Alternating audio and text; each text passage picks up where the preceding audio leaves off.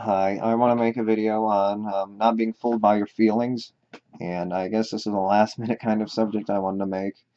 Sort of like, falling for the anticipation, falling for, ooh, I can't wait to get my pee-pee in a wee-wee or something. I don't know. You just looking forward to things, not being fooled by your own feelings, fooled by your own desires, your desire mechanism, not letting these things get in the way, and realizing that life is really depressing when you don't have these things. When you're not fooled by the desire mechanism anymore, it can be kind of empty. That doesn't have much meaning to a certain extent once you look past it. Um, so yeah, to a certain extent, not being fooled by your own feelings, because obviously feelings are the things that mean something, but your feelings are by no means a good way of judging a situation. But obviously our feelings are the only thing we really have, our logic and our feelings, and they're in the same thing. But we can create distinctions between those things. We can create a distinction between our feelings and our logic, and what we know to be true and what we want to be true. And just because we want it to be true doesn't mean we can't accept the truth for what it is. We can want it to be true, and we can live in our fantasies. That's what the distinction is. And we can also know the truth and accept the truth and use that in argument against people arguing the wrong truths or the falsities, the non-truths. Um, the truths that are only real in their head. And it only exists because it's a delusion that exists in someone's head. And that's the only way it exists, is because it exists as a delusion. It doesn't exist real in any other way. Doesn't exist in reality other than a perception in your mind, a projection in your mind. It exists, yeah, Bugs Bunny exists, he's a cartoon character, and he exists in your mind because you know who he is, you thought it up in your mind, but he doesn't exist in reality, and that's a distinction we know we can make. We can't say, oh, he doesn't exist, but he does exist. He does exist, but he doesn't exist like me. Oh, yeah, but by whose standards? You can call a bunny Bugs Bunny. That doesn't mean, we obviously know the distinction. He's not Bugs Bunny like that. But which particular piece of paper of Bugs Bunny that they wrote down and animated him on? Is it this picture of Bugs? No, it's the character. We can understand the general idea. The character of Bugs Bunny. And that's not Bugs Bunny when we point to a bunny, and he doesn't exist right now. It's about drawing all these little distinctions and all that crap to make um, life seem very um, very whimsical, when it's not really whimsical. These are clear distinctions we can draw, and we can know when something's real or not real. He's not real in reality, therefore he doesn't exist. He exists as a cartoon character. It's really about drawing these distinctions, and that's really most important than saying he doesn't exist. He exists as a character that exists fictionally, as a cartoon character that we see on television. You can see him as a little doll. We can understand these things. He doesn't exist as a real bunny walking around saying, "What's up, Doc?" Right? Not chewing a carrot and saying, "What's up, Doc?" and fooling Daffy Duck, right? Um, so yeah, whatever. It doesn't mean anything beyond a certain point. But we can understand those distinctions. And just because you don't want to understand those distinctions doesn't mean they don't exist. They exist, and it's just about reality describing itself. And it doesn't need us to describe it. He exists the way he exists. He doesn't exist here. He exists in a television screen, being flipped off through some film reel or something, or exists as a little telly thing. But he obviously exists as something, as a character that exists, at least conceptually. He's a concept character. But then again, it's about drawing these distinctions. I exist, but do I really exist as an I, me, brain, also my name, me, my title? Do I exist really? Am I me as I was 5 seconds ago? I mean, it's just really pointless. I am this thing, and to practically speak, I am this being moving from now into the future. It doesn't really matter. Um, to a certain extent, I'm the same character. And is saying, oh, am I the same person I was every second? Can I describe every proton moving in every little single way, in every single possible way? The proton within the proton within the proton doesn't mean anything.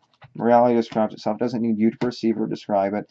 It doesn't need you to exist or anything. The only thing that you have a meaning is that you're part of the reality, and if something happens to you or you perceive something, you're changing reality along with it, but you're not changing the fundamental nature of describing reality. It doesn't need you to describe it. Doesn't need you to describe exactly what it's doing, because it's doing exactly what it's doing. And exists exactly the way it exists, and we know from a reasonable expectation how things are existing. And they're not for existing other than the perceptions you have in your brain. They're not existing any other way than what's happening. What's happening in your brain isn't existing any other way than what's happening in your brain. So that's easy peasy, lemon squeezy. If you don't get it, you're kind of Just give it time. You'll get it. I'm sure you'll get it. I'm sure you'll understand eventually. It's too easy for you not to understand. Too easy. So what's another thing? Yeah. So back to the idea of not getting fooled by your own emotions, not getting fooled by, oh yes, I can't wait to do this. We all know it's once we get there, we're looking forward to our next meal. And, oh, okay, I'm here now. It's always about looking forward. You're not going to be looking exactly what's in front of you right there because it's all about I can't wait. Because that's what drives us, is I can't wait. And once you can't wait, that's all you can look forward to. That's about looking forward to something. Once you're there, it's already old. It's already old news. So what's driving you forward is looking forward to something else. Woo! You're on a roller coaster. You're excited and such, but you can't wait for the roller coaster to end. You're at work. You can't wait for the to go back home. You're at home. You can't wait to go back to work. You get sick of home too much. I mean, obviously that's a little too streamlined. It can happen in any number of ways, but generally speaking, that's what we do. We look forward to something because that's a driving mechanism of existence. Since existence created us, it's the same thing that affects us, because we're part of existence. So we work by the same mechanism as existence exists on. So regardless, that's exactly what we're living on. We're living on that same mechanism. And about the feelings thing, I really gotta get to the point here. So the feelings thing is not getting fooled by your own desires, realizing that your desires are all frivolous, pointless, kind of silly, and they only exist because you exist and you didn't need to exist. And since you already exist doesn't mean your existence is rationalized. It just happens to be here. You're forced here. You can't do anything. And it's about prevention of something, other mistakes to happen. Once you're here, you're part of the mess, and you need to be. The mess is the only thing that can pick up the mess because that's the only thing that exists. And all you're doing is you're going in the flow. You're doing it to do it again, to look forward to it, to do it, to not look. You're doing it to satisfy it, to look forward to it again, only to look forward to it once you have it, looking forward to it again, or looking forward to something else to drive you through it, to satisfy it, to do it all over again. So you're looking forward to it to satisfy it, but once you're satisfying it, you're looking forward to it again to satisfy it again. So your satisfaction, and once you're satisfying it, or once you just satisfy it, doesn't mean anything, and you're on to satisfying it again. So I can't wait. I can't wait to do this. And that's the only thing driving you to, or even allowing you to enjoy certainly the things that you enjoy. Because even psychologically, if you don't have anything to look forward to, sometimes it can be a big downer. Even if you're doing something you enjoy right now, if you're leaving soon, therefore I'm leaving Disneyland, therefore I'm not really enjoying myself as much anymore because I know I'm going to leave soon. So it's all a big party pooper in the end, because once you're enjoying something, it's going to inevitably end.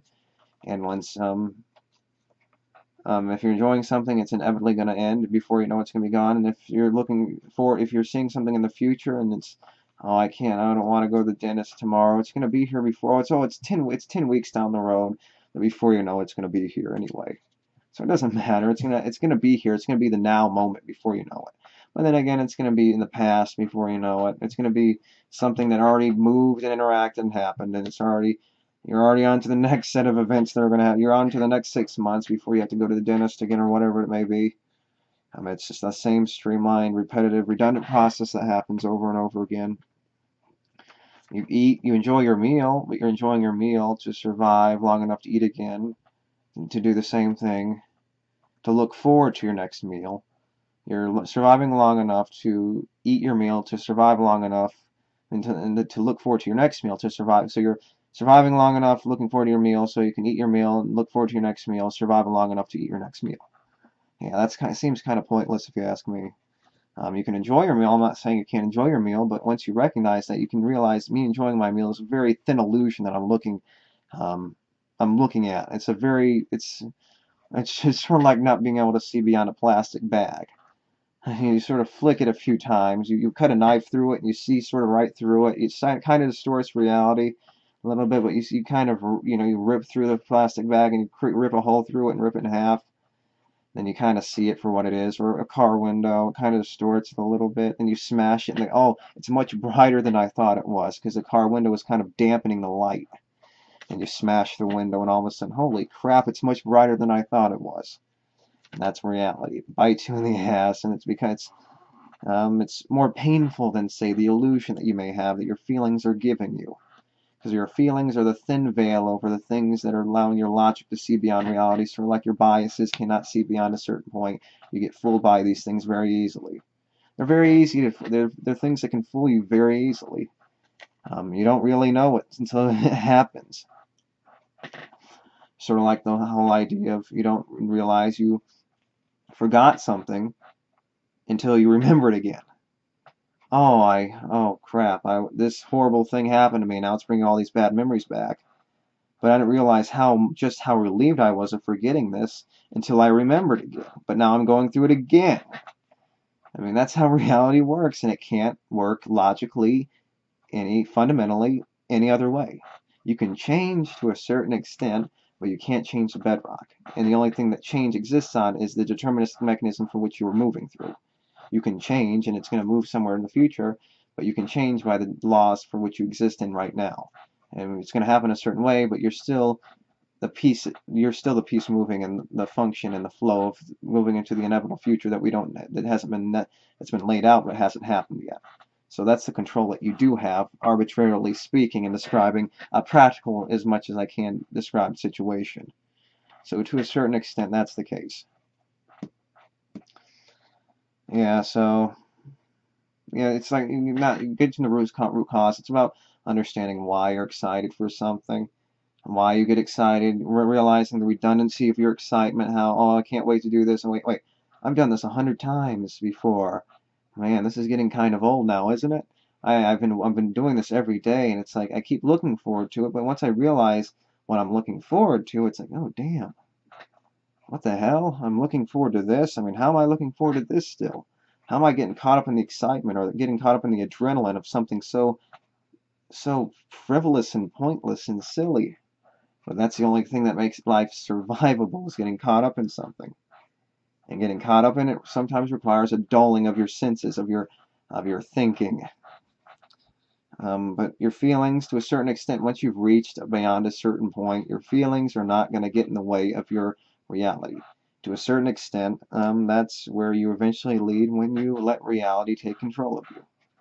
Your feelings no longer become an illusion, or no longer become a distraction. You see past them, you still follow them, you still get hungry, you still satisfy them, you can still enjoy them, but that doesn't mean that you're going to be fooled by them anymore. You're still satisfying. It's like, oh, that's satisfying. But inside you start realizing, oh man, my recognition causing this adrenaline, my recognition of reality, the very negative nature of reality, causing my heart to beat. I'm recognizing this stuff. Reality is just sort of shining through. It's really burning that plastic, and it's coming right straight through me. It's going to create a hole right into the middle of my eye, and it's going to penetrate the fuck out of me. Sort of like you roll down the window, and it's like, holy crap, it's much brighter. You have some dimmed windows, and all of a sudden it's at night, and all of a sudden you didn't realize, and all of a sudden day. And they point a flashlight in your eyes so to wake you up from sleep. You flick away your little illusions, and that's what they become. They no longer become a distraction. You don't get caught up in it anymore. Like I said, you still satisfy. Oh yes, I'm not hungry anymore. You realize I'm not hungry anymore. Okay, I'm not hungry anymore. I was just hungry. Now I'm not hungry. Now what am I going to do now? Oh, I'm going to wait until I get hungry again. Okay, yeah. You can only do that so many times, and I say one time is one too many times. That's why you shouldn't exist to begin with, because it's just a pointless process. You live, you don't exist to live to not exist again. You existed, but you existed in a deprivated state, and that's the only thing you can say. That's the only legacy you have, is once you exist, you're going to exist in a deprivated state once you're gone. Because all the stuff already happened when it didn't have to happen to begin with. It just happened to happen because that's the way reality happened to have laid out in the timeline. That's the way it happened to have happened, but that doesn't mean it had to happen.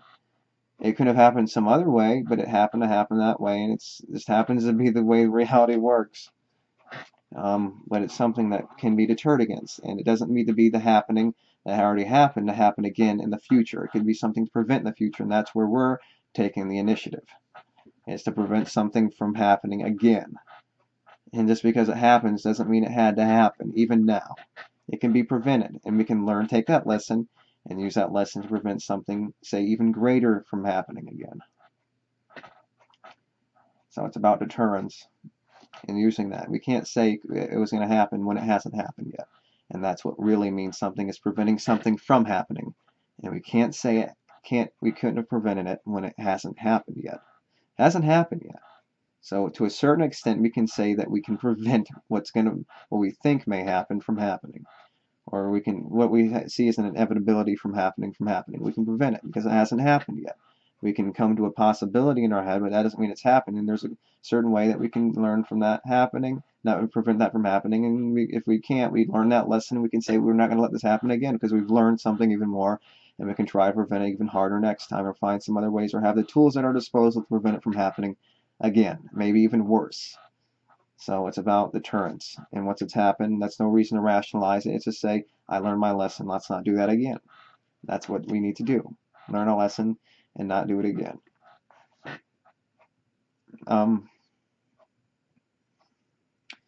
So yeah, it's really about recognition, being self-aware of what causes your feelings. I mean, it's not a good conclusion to come to, but I think if you harden yourself enough to reality, it'll become kind of normal again, to a certain extent. If you get too depressed by reality, I think it's something to a certain extent you can let become the norm to a certain extent. But you know, that's what happens. Generally speaking, even if you don't want it to happen, this has nothing to do with wanting really, or you not wanting. It's just something that happens. You have maybe a little too much time to think by coincidence. You just have a thought, someone dies, and it causes traumatic stress in you or whatever, and all of a sudden you come to these conclusions. It's something that's going to happen. By whatever means it takes, and usually intelligence has really little to do with it. It just takes experience to recognize these perceptions. In describing your thoughts, maybe it takes a little more knowledge, but these perceptions don't take much intelligence. It takes experience or predisposition in many circumstances, and that predisposition can be intelligence, but it doesn't mean it is intelligence or has to be caused by intelligence or recognition, time, this or the other thing. It can be all sorts of things. Intelligence is another contrived word to describe situations that have to do with coincidence, predisposition, or just circumstance more than anything. So intelligence is just about being able to regurgitate knowledge that exists in reality. Oh, that's blue, that's red, that's green, that's purple. I mean, it's just about making those distinctions and finding the best way of making those distinctions and describing it with words and semantics and logically. How many of these are there? There's 5 of those plus 2, that's 7. Therefore, you're intelligent this much based on how much you can do that. Whatever. Arbitrary standards again. Doesn't mean much to a certain extent. So yeah, once you don't get fooled by it's redundant, it's going to happen again. You don't get fooled by the same old redundant process because you know exactly why you're doing it. It's going to happen again. Why am I doing it? Because it's going to happen again and again and again for no good reason other than for me to go exactly where I was before I existed, and that's nothing. I'm going to be dead like I was before I existed, dead, non-existent. I just didn't have to exist to be dead. If I didn't exist to begin with, I just had to dead, and I didn't have to go through existence to be dead again. And that's exactly what we're doing. We're going through existence to be dead again, to make another victim, to go and do the same old dead thing again for no good reason. Stupid bullcrap, bullshit. I mean, what's the point, right? Yeah, and you get caught up in the experience. Yes, oh, I'm excited. Let's do this. Ah, ha, ha, ha. I'm excited. Yes, you can see I'm so voracious right now. Yes, you're excited. Don't get so excited. You're becoming an imbecile, please. Oh, I'm getting caught up in it. Yeah, drink alcohol. All of a sudden I knock a woman up. Yeah, it's so stupid. Don't do that. Have a little self-control, please. Don't get caught up in life so much that you make the silly, pointless mistakes that you know you'll end up regretting in the end. No, you can't blame that in reality. You only have yourself to blame. Because to a certain extent, from our perspective, you're the one that has control and not the universe. You have as much control over yourself as you know you have. And that's where the illusion doesn't exist. You know exactly what's happening. You're existing right now. You feel your feelings. You know what you're going to react. You know your interaction. Unless you get knocked out and you have sleepwalking or something, but you're still in your body. You know the things that you have control over to a certain extent because from your perspective, you're the one in control, even though things are going to happen a certain way based on interaction. And then if it's not you and someone forces you to have kids or something, then they're the one to blame, not you. And that's where you don't get it. There's someone to blame. And that's where determinism doesn't, you can't defy determinism that way. Because if it's not you, it's someone else. And we can blame them for it. It doesn't need to be you, and just because we can't blame you because something else happens doesn't mean it's not determinism, and doesn't mean it's not someone's fault. It's their fault even though it's deterministic. You can still blame someone in a deterministic world. It still exists. Blame still exists because something has to be blamed. Even if it's just a piece moving in a cog, you got to take the cog out if it's not working right.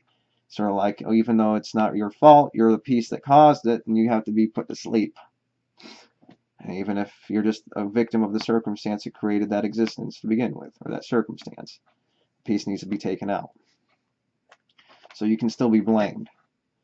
And just because you're not necessarily going to be blamed, someone has to be blamed, something's going to be blamed. Interaction's going to be happening, even if the law doesn't convict a guy for murder, something's going to happen to the murderer to say, something's going to happen. Some consequence is going to happen to everything that exists.